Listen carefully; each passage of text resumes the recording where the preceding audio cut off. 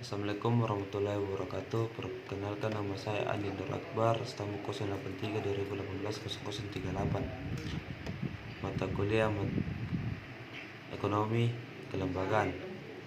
Saya akan mempresentasikan tugas kedua, yaitu sejarah pemikiran ekonomi kaum perintis sosialis.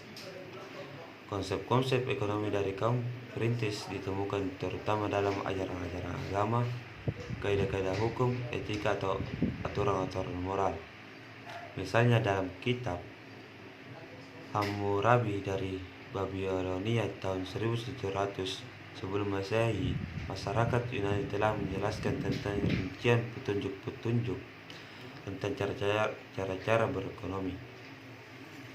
Menurut Aristoteles, merupakan tokoh pemikir ulung yang sangat tajam dan menjadi dasar analis ilmuwan modern sebab analisisnya berpangkal dari data.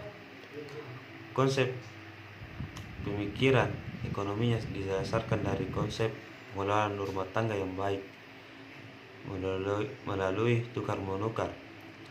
Aristoteles lah yang membedakan dua macam nilai barang, yaitu nilai guna dan nilai tukar. Ia menolak kehadiran uang dan pinjam-meminjam uang dengan bunga. Uang hanya sebagai alat tukar menukar saja. Jika menumpuk kekayaan dengan jalan minta atau mengambil riba, maka uang menjadi mandul atau tidak produktif. 2.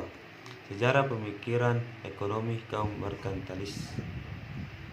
Merkantilisme berkembang pada abad ke-15 sampai 17 dan berasal dari kata Merschain yang artinya pedagang. Walaupun para ahli masih meragukan apakah merkantilisme benar merupakan suatu aliran atau mazhab atau bukan, namun aliran ini memiliki dampak yang besar dalam perkembangan teori ekonomi. Thomas Moon dalam bukunya yang berjudul England Treasured by Foreign Trade, Thomas Moon menulis tentang manfaat perdagangan luar negeri. Ia menjelaskan bahwa perdagangan luar negeri akan memperkaya negara jika menghasilkan surplus dalam bentuk emas atau perak. Keseimbangan perdagangan hanyalah perbedaan antara apa yang diekspor dan apa yang diimpor. Ketika negara mengalami surplus perdagangan, ini berarti ekspor lebih besar daripada impor. Lebih lanjut, Thomas Moon menjelaskan bahwa perdagangan domestik tidak dapat membuat negara lebih makmur, karena perolehan logam mulia dari seorang warga negara adalah sama dengan hilangnya logam mulia dari warga negara yang lain.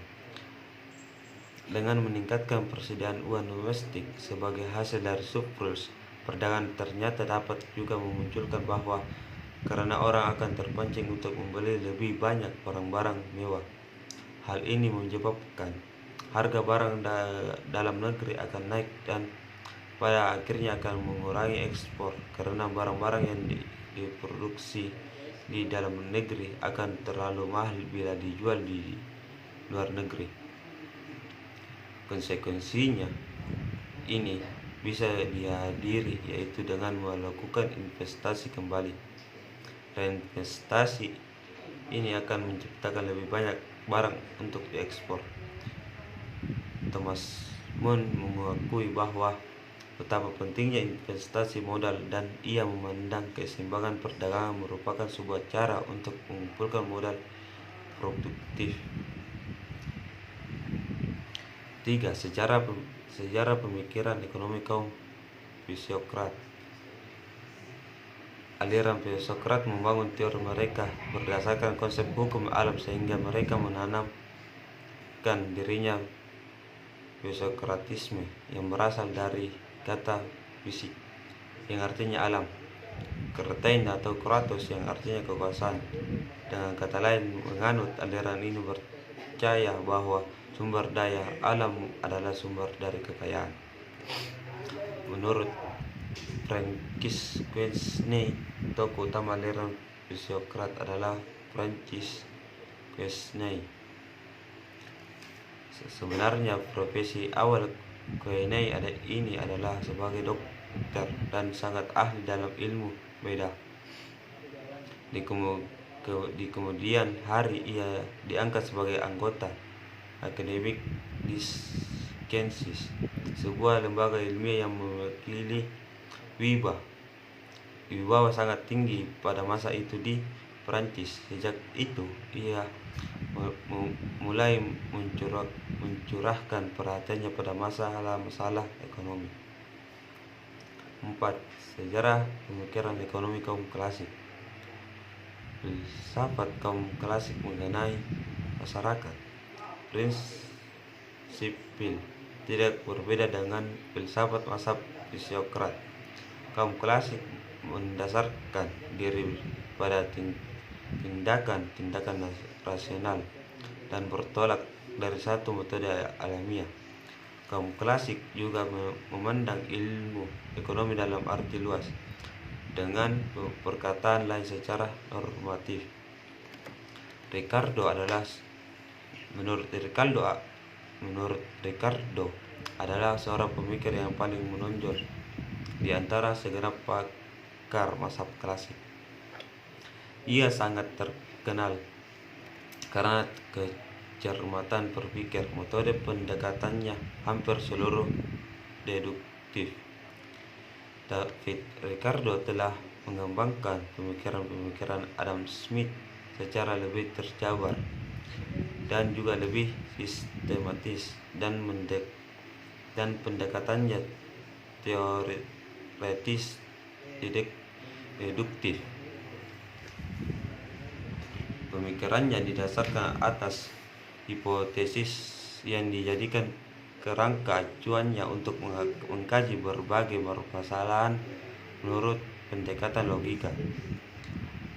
Teori yang dikembangkan oleh Ricardo menyangkut 4 kelompok permasalahan, yaitu teori tentang distribusi pendapatan sebagai pembagian hasil dari seluruh produksi, dan disajikan sebagai teori upah, teori sewa tanah, teori bunga dan laba, teori tentang nilai dan harga, teori perdagangan internasional, dan teori tentang akumulasi dan perkembangan ekonomi. 5. Sejarah pemikiran ekonomi kaum mazhab sosialis. Kritik yang dikemukakan oleh mazhab sosialis berhubungan dengan doktrin laissez-faire, dengan pengendalian tangan tak kentara, invisible hand, dan intervensi pemerintah. Menurut Lauderdale, mengajukan kritik bahwa nilai barang ditentukan oleh kelangkaan dan permintaan. 6. Sejarah pemikiran ekonomi kaum neoklasik.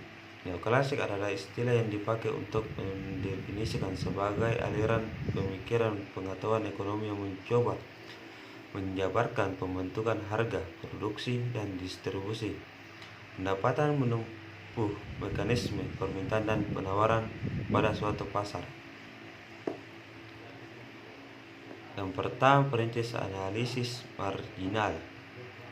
Secara keseluruhan, analisis marginal dapat disimpulkan sebagai sebuah upaya menganalisis untuk menemukan nilai optimal dari sasaran yang telah ditetapkan, dan apakah sasaran tersebut memiliki batasan-batasan untuk dapat mengambil keputusan yang paling tepat dari berbagai alternatif situasi yang berbeda di sekeliling kita. Bahwa analisis marginal dapat mencakup perubahan nilai dari aktivitas yang dilakukan. Hal ini memungkinkan seseorang manajer untuk dapat melakukan perubahan secara bertahap sampai perubahan yang dilakukan tidak lagi memberikan nilai yang optimal. Analisis marginal mencakup memperhitungkan marginal benefit atau keuntungan marginal cost. 2. Teori produktif marginal. Produktivitas marginal atau marginal fisikal produk (NPP) adalah tambahan kuantitas output yang dihasilkan dengan penambahan satu unit input itu dengan menganggap konstan seluruh input lainnya. 3. Pemikiran Marshall sebagai bapak ekonomi neoklasik.